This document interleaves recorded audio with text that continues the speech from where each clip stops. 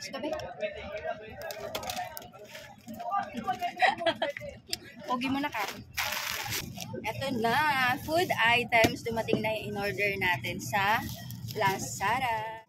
Selfie muna tayo. Okay, so buksan natin to ha. Para malaman yung legit. Tapos, check natin ulit yung expiration date. Lagyan pa ng ano? Ayan, swap. Check natin yung expiration. January 2025 pa. 1, 2, 3, 4. Kaya ako ginaganyan para malaman ko na 8 yung laman niya. Kasi sa isang tie, 8. O, kainin mo to.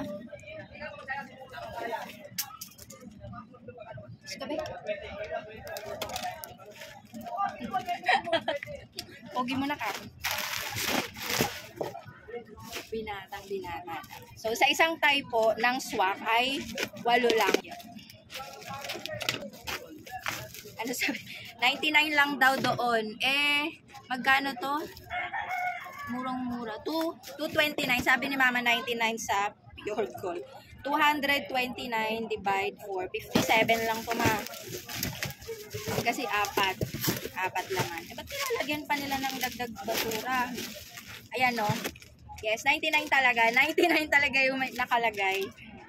At ang expiration December 31, 31, 2024. Ano pa lang tayo ngayon? April. 2, 3, 4. Yan, 99 lang siya talaga. 12 pieces. Pero, sabi ko sa'yo, di ba umorder ako? Ayan, nasa 57.25 lang ang puhunan. So, follow nyo ako siya pwede mo para makamura kayo.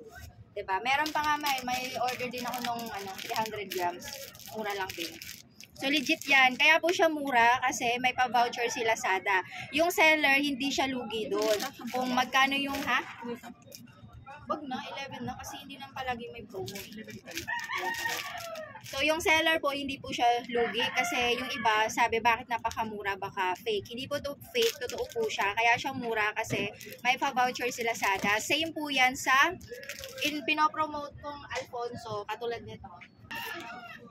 Ito, sa Shopee naman to galing, dalawang Alfonso, yung iba 486 lang, yung iba 501. Depende kung mas malapit sila kasi nagkakatalo lang yan sa shipping fee. Napakamura na lang, nasa 250 ang puhunan or minsan 240. Hindi lugi yung seller doon kasi may pa-voucher si Shopee. Same kay Lazada. Ayan, so para makasave kayo, follow nyo po ako sa Shop with Iko. Tagal pa expiration.